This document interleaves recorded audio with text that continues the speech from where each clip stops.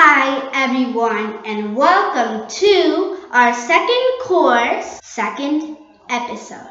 We're gonna start with our book. So guys, here it says, My Daily Journal. A journal is a place to keep track of your thoughts, feelings, questions, answers, and prayers. During this study, these pages will guide you to use your Bible to think about what you read and to give you suggestions for prayer. As you read, write down everything God made that was mentioned. We're going to read Genesis 1 through 27. First, 1 through 5. In the beginning, God created the heavens and the earth. Now the earth was formless and empty. Darkness was over the surface of the deep, and the Spirit of God was hovering over the waters. And God said, Let there be light, and there was light. God saw that the light was good, and He separated the light from the darkness. God called the light day, and the darkness He called night.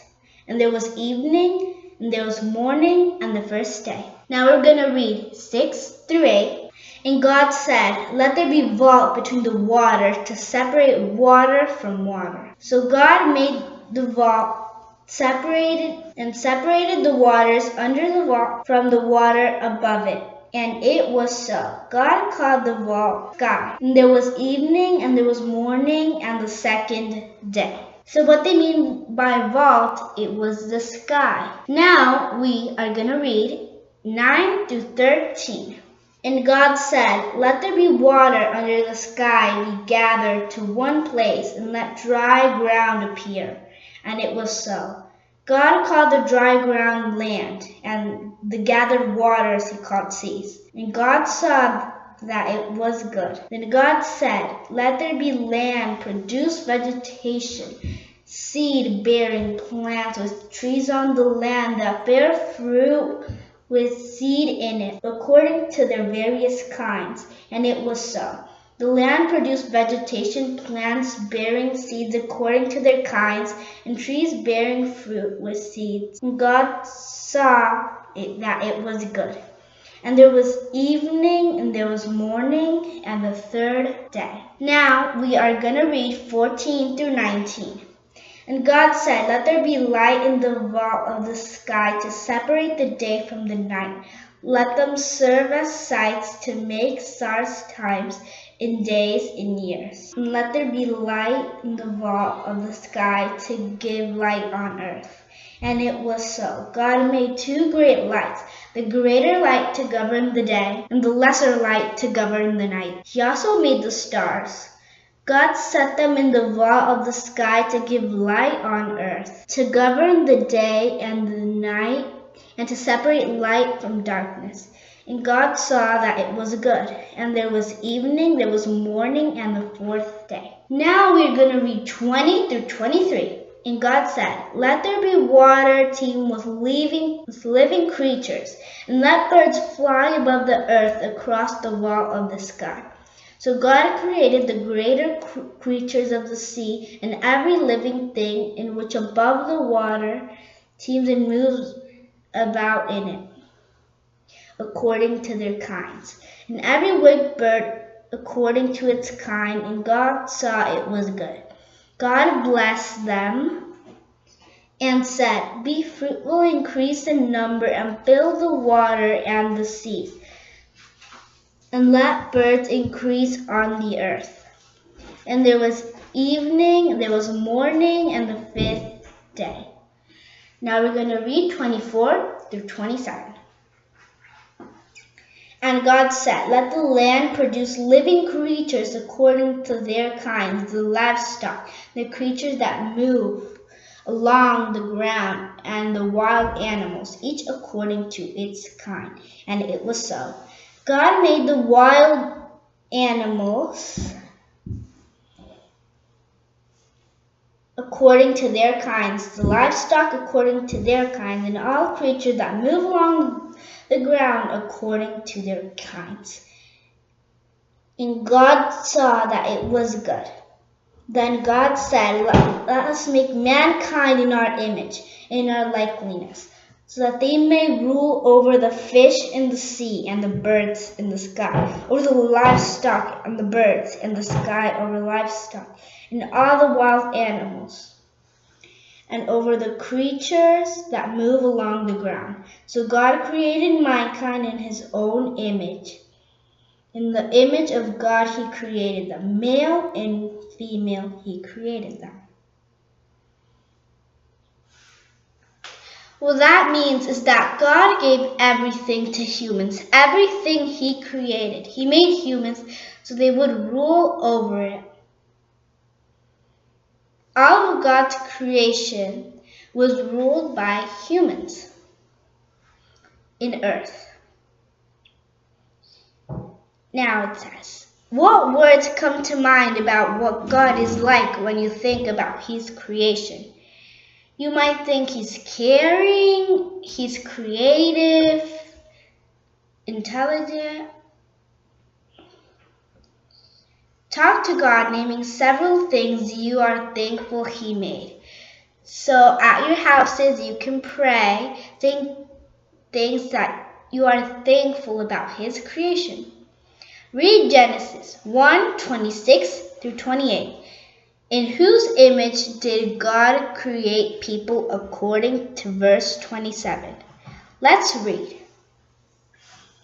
God blessed them and said to them, be fruitful and increase in number.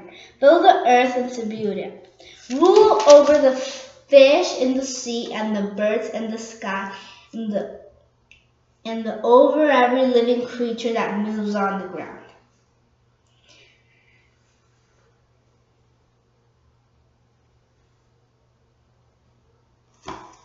Okay. Now, in number 27, it says that God created mankind in his own image. So the answer to, in whose image did God make people according to verse 27? In his image. God is loving, creative, and kind. He made people with the ability to love, to create, and to be kind. Can you think of other ways that God made people in his image? God is forgiving, so people can now be forgiving too. God did not make people to be just like him, but he did make them to have some qualities like him. How do you feel about being made in God's image? Talk with God about your feelings, ask him questions you may have. That is something you can pray about, guys. Now, read Acts 17:24-27. Paul spoke these words to the Greeks in Athens. What did Paul know about God? List at least 3 things from these verses. So let's read them.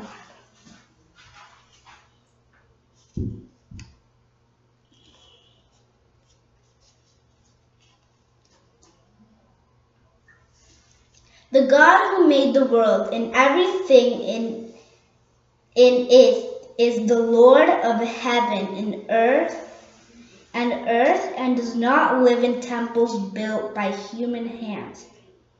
And he does not serve by human hands as he needed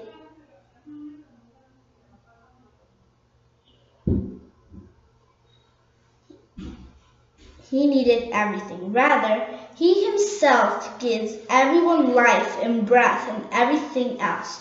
From one man he made to all the nations, that they should inhabit the whole world.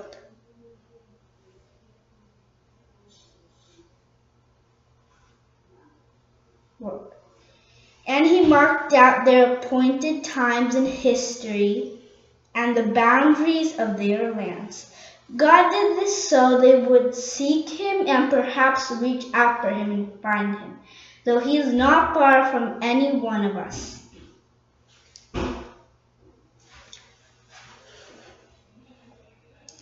Okay, so it says to list 3 things from these verses. What are 3 things from these verses you would think about?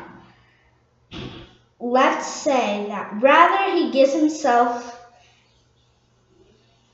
everyone life and breath and everything else.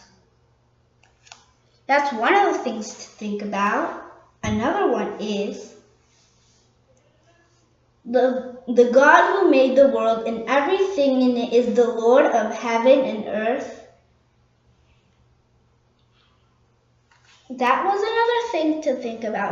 Now a third thing to think about.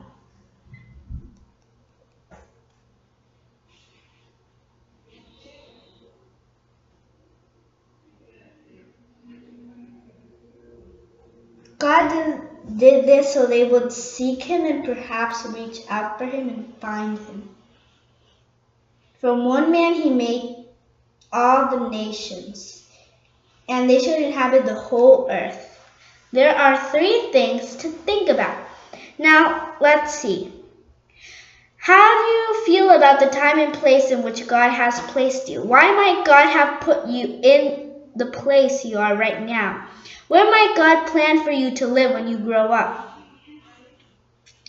God put everyone in a place because in that place is when the people are gonna be needed.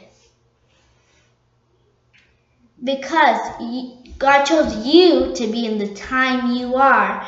Because in the time you live, you are going to do some important things that only you can do in that time. Read Psalm 139, 1 through 6.